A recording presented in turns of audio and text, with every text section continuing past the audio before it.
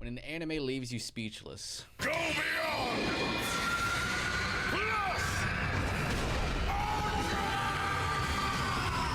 When we think of iconic anime moments, we think of stuff like, yo, that was so hype! Or, that was so sad. Or, damn, that was so shocking. But when you watch enough anime, you start to notice familiar patterns in the premise, the stories, and definitely the moments that define them. A big climactic fight, a plot twist you don't see coming, a sad death of a character. There are so many great moments like these that are extremely powerful in their own ways, but isn't something you generally haven't seen before. Yes, Demon Slayer episode 18 is absolutely hype, but so are a lot of other beautifully animated high-intensity fight scenes. But sometimes there's a moment in an anime that just sticks out for me for different reasons. Okay. Some may even say that they hit different. Okay.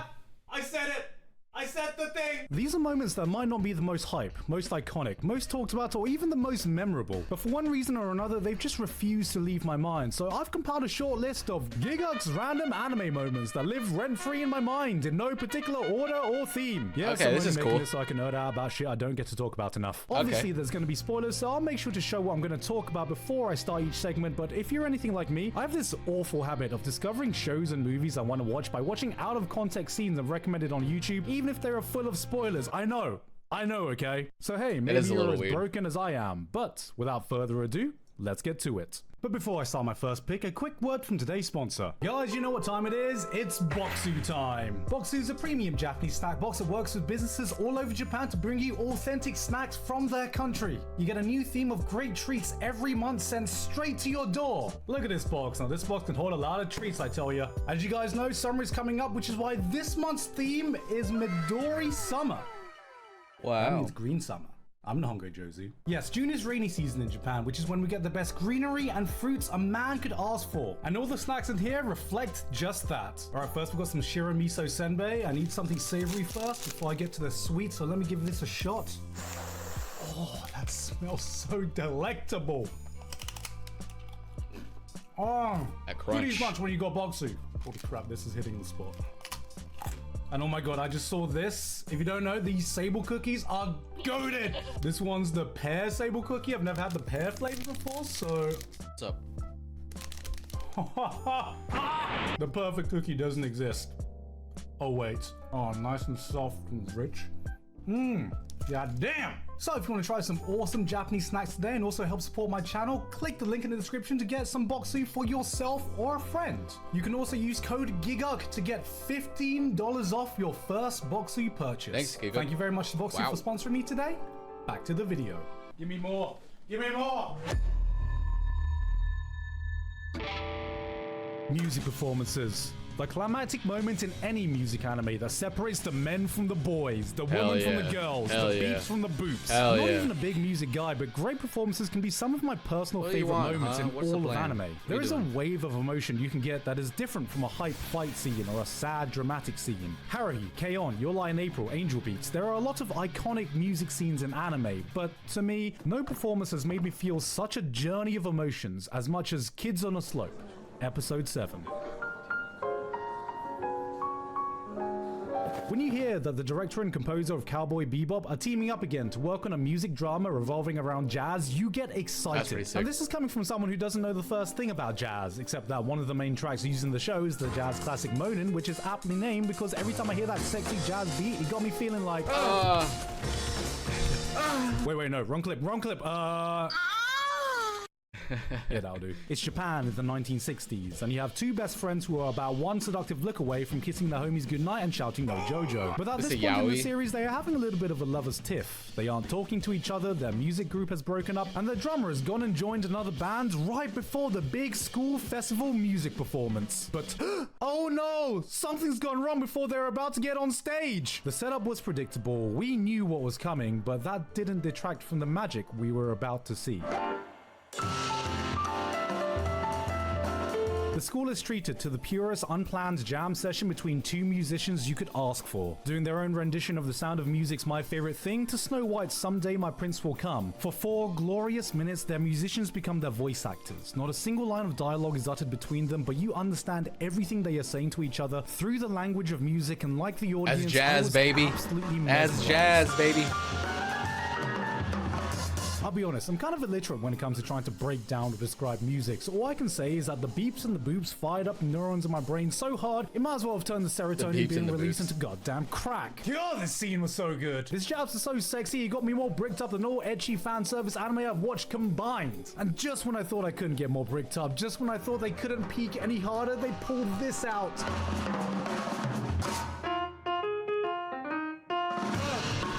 In my mind, too many anime feel the need to talk over their performances to tell you exactly what the characters are thinking, to tell you exactly what you should be feeling. Gotta have someone in the crowd breaking it down. Just let the music do the talking. From the perfectly accurate animation, to the callback to previous songs, to the character developments you see on stage, to the emotions this made me feel. This scene is a fucking masterpiece and my all-time favorite music performance I've ever seen in an anime.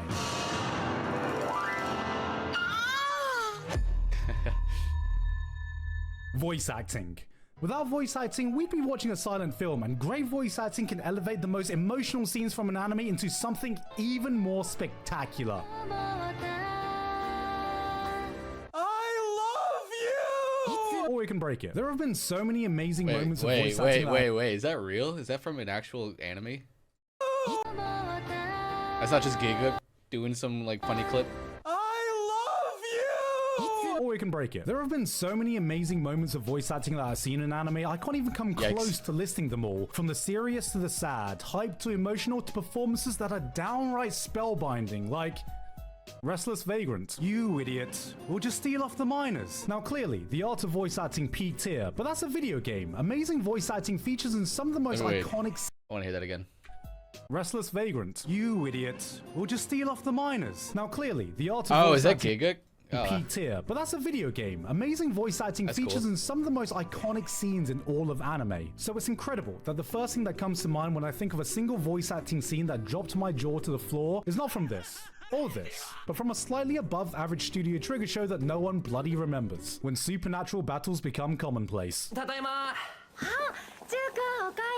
Jirai here is a Chinibyo. What does that mean? He's an edgy try-hard fuckboy. Think of every overplayed trope every bland isekai protagonist thinks makes them badass. Having a special power, possessing some super secret knowledge that only they know that makes them better than everyone. Basically everything that Sid from Eminence in the Shadow tries to be without a shred of self-awareness. That's this guy here, and Hakuto has had enough.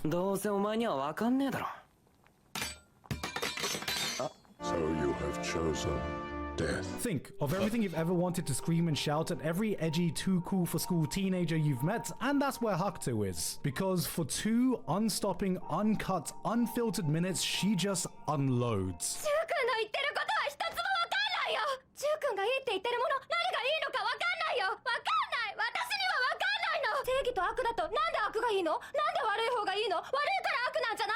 She pops off and just keeps going and going, and just when you think she's run out of oxygen, she continues for another goddamn minute while upping the intensity. It is downright captivating.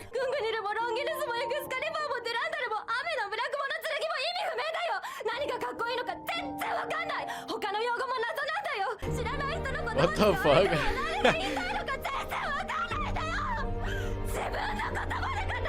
The most amazing thing about this is that it was rumored to be done in one take. The voice actress Saori Hayami had one shot, one opportunity, and she took it. Mom spaghetti. Stories from the staff members came out about how she nailed this in one take and left everyone in the recording booth in silence. And honestly, I can't blame. Got some competition.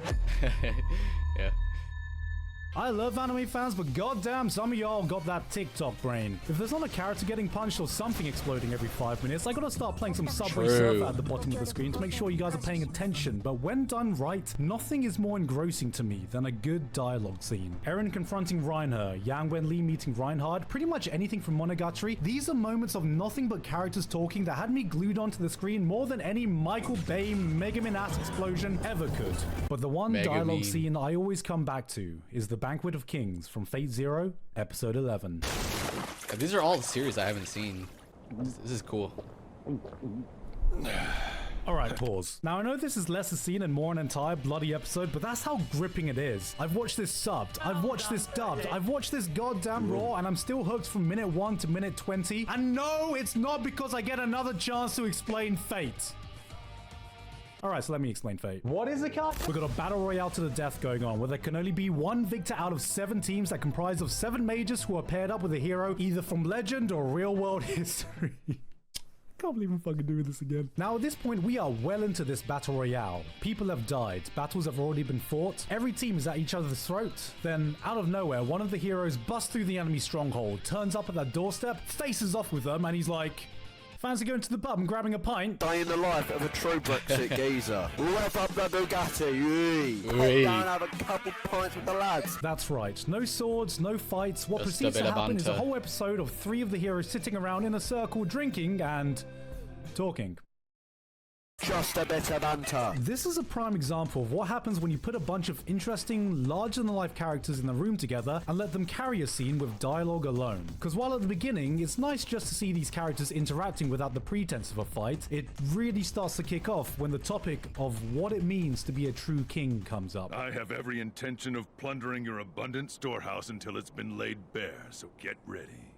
That is hardly fitting of how a true king should behave. You have Archer, Gilgamesh, Ryder, Alexander the Great, and Saber, King Arthur. 3 legendary kings from their respective time periods with 3 different types of kingship. One of selfishness, one of ambition, and one of duty. Each of them presenting their case while tearing the others down, and it is enthralling. Because while there are no punches being thrown, I would argue that this is one of the most compelling fights in all of Fate Zero. It's a battle of ideologies using their words as their weapons. Not a single line is wasted. Not a single useless sentence is uttered. This is what Twitter users see in their mind's eye. And what I love is just how bloody true. convincing they actually are. You don't start believing they're kings because the plot told us they were. You can see it. You start believing in them yourselves with the words that they say, because goddamn, it is delivered in an inspiring way for the people in its fictional universe and in real life as well. You, who became a ruler, only to satisfy your endless greed. A king without greed is even worse than a figurehead! Saber, you said you would martyr yourself for your ideals. In life, you must have been something akin to the purest of all the saints. But who can truly admire the rough and thorny path that a martyr must follow in life? Who actually dreams of such an ending? A king must be greedier than any other.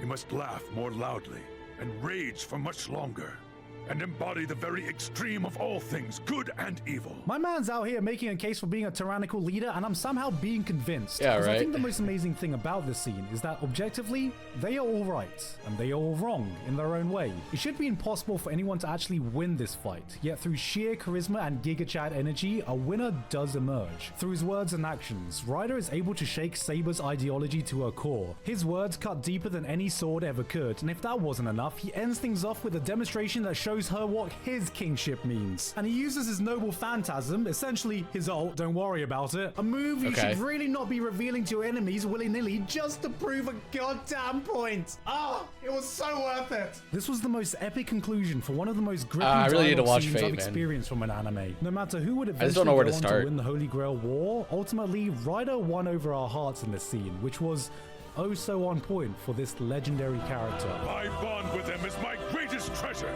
my path to kingship, the ultimate noble phantasm that I possess! Oh my god. His noble phantasm is the friends he made along the way. Alright, that was a really long segment, so you know what? Anime dancers. There's been a lot of iconic anime dancers throughout the years. Hara Yukai if you're in my generation, Chica Dance if you're a goddamn Zoomer, Jujutsu Kaisen ZD if you're on TikTok, JoJo's Torture Dance if you're on Grindr, but out of everything, Okay. there's been one dance I swear I've broken YouTube's replay button watching. Shirobako episode 16. Alright, so you gotta promise me. Promise me you're not gonna leave this video to find this clip and replay it 10 times after I finish playing it. Alright, promise? Like, pinky promise? I trust pinky you, promise. because I got you. otherwise I'm gonna tell your mum. I swear I'm gonna tell her you're a little liar, pants on fire. Play the clip.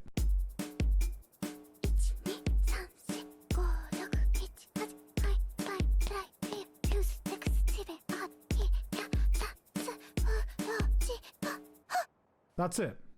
That's the scene. That's pretty cute. You still here? Yeah, what's up? When people talk about shonen battle series, we say stuff like, damn, that was such a banger fight scene, or damn, I can't believe this guy just called Jujutsu Kaisen mid, or damn, Is that a Dragon Ball fan with more than 10 IQ? But beyond the fights, the salts, and the hype, nothing has quite sold me on a long-running shonen faster than the 20 minutes of chaos in Chainsaw Man Episode 9 and Makima's Ritual.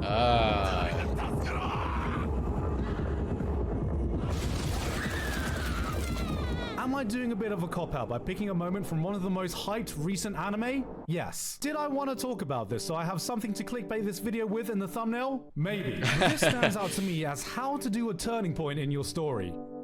Please don't kill me, Mushoku Tensei fans. More than any of the chainsaw massacring fight scenes, more than any of the boob-touching Makima caboose-sniffing action, this showcased that a battle shonen could do more than just drop a cool action scene on you. Because what stood out to me the most is that out of nowhere, the show just turns into a full-on survival horror as Makima looks at Light, laughs in his face, and goes, "Heart attack? What are you into, little baby shit?" This is how you send a message. What gets me about this entire sequence is just the sheer emotional whiplash after everything that's been built up. We had 7 episodes establishing your usual shonen affair, then in just one episode you realize, oh, the people I thought were safe are definitely not. These villains are way more terrifying than I ever gave them credit for. Then the series doesn't even give us 5 minutes to process that before throwing a fat Uno reverse card in our face. You feel a sense of eerie dread for the bad guys that does a better job than 90% of horror anime have ever done. The direction, the music, her unsettlingly calm demeanor, the fact that these people can sense that they're about to die a violent death before they do is a fucking horrifying thought. And after everything is said and done, you're like, wait, should I be more terrified of the good guys or the bad guys here? This was just such a brilliantly directed scene from start to finish that went beyond the great action you expect from a shonen. And if that was just a taste of the mayhem to come, Chainsaw Man Season 2 cannot arrive soon enough. Until then, I have to live with the scraps I've got to find out what's really going on behind the terror boner Makima has given us as the true horror antagonist herself. Damn. Flowers of Evil was an anime that looked like this. Look at this dude. This was a show that took some creative decisions with its art style and aesthetics, and when it aired in 2013, the faces internet freaked me out. destroyed it. Meme after meme, screenshot after screenshot, it got clowned on into obscurity, but now that time has passed, I think people are starting to realize that we didn't really give it a fair chance. Sure, sometimes the visuals look so bloody ridiculous that it looks more like a comedy than a thriller, but behind all that, there is a truly amazing story being told here. One that explores the darkest parts of our human emotions that we bury behind the public mask we wear. And there's one scene that has always stuck out to me in this series that everyone had already written off. Flowers of Evil, Episode 7. Takao Kasuga starts the series as someone who believes he is different to everyone because that's the person he wants to be. Pretending to enjoy obscure poetry, being an all-around edgy twat. He's not like other boys. There are 2 wolves inside of him. But when a complicated girl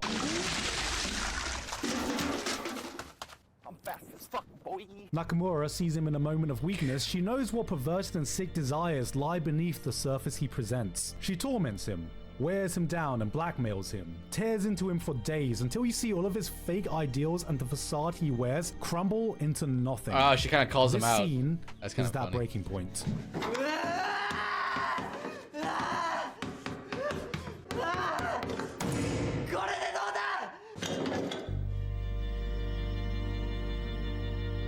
The animation is like, to completely it's like, it's really good, but at the same time really bad. Like the fluidness of it is really well done, but just like the, oh god, their faces freak me out, the man. classroom in an explosion of catharsis as he embraces who he really is. With a sheer, visceral display of emotions, it is almost chilling, watching this manic destruction of their classroom as every layer of his old persona is peeled off one by one. This was the moment where I fully understood the creative vision. That semi-realistic, uncanny look on top of the eerie, unnerving music left me with a symphony of conflicting emotions few anime are able to make me feel. It was equal parts unsettling as it was beautiful. That final shot of the circle of chaos they created is an image that's etched into my mind. Just them laying there. 2 messed up teenagers in a room matching how fucked up things are in their head. This was then I understood. This was why the show looked like this. This was what Aku no Hana was meant to be. There was something special here, and it's sad more people didn't give this a chance for a season 2 to be made.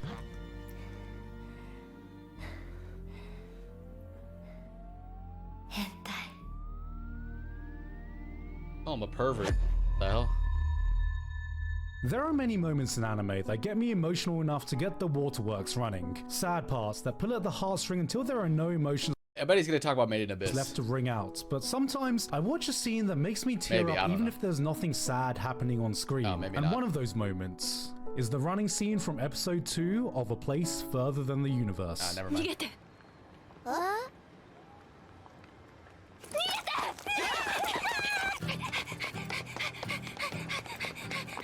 This scene hits me every time I rewatch it, bar none. And I still don't fully understand why, because I'm the only one I've talked to that has had this kind of emotional response to this moment. But if I had to quantify it, if I could pick a scene that so perfectly captures the carefree moments you remember from your younger years, this is it.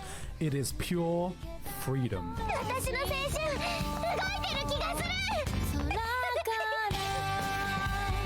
Just running around, just to run around. We all have a cherished memory tucked away somewhere of some dumb crap you got up to as a kid. That one random thing you and your mate did on that summer holiday. Getting up to some stupid antics on that one trip you took with your siblings or family. We didn't realize how precious those moments would be, or how fondly we'd look back on them when we were older. And what gets me is this overwhelming feeling that we're seeing one of these precious memories being made right in front of us. 3 girls going out of their comfort zone to go on an adventure and just having the time of their lives doing dumb shit. I will never not adore this moment, maybe even more so than some of the more serious scenes in this series. It might not be the most hype, the most sad, or the most dramatic moment you can find in anime, but it gets me emotional in a way few are ever able to. God, I love this show.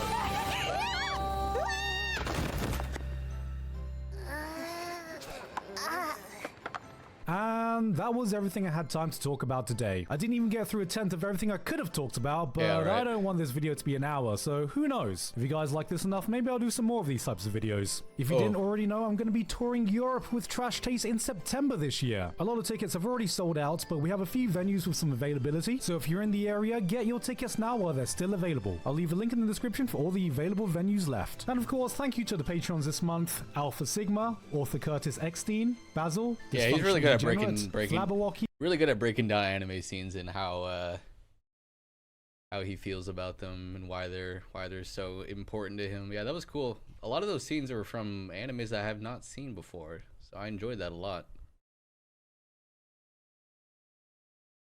All right, thanks, Gigguk.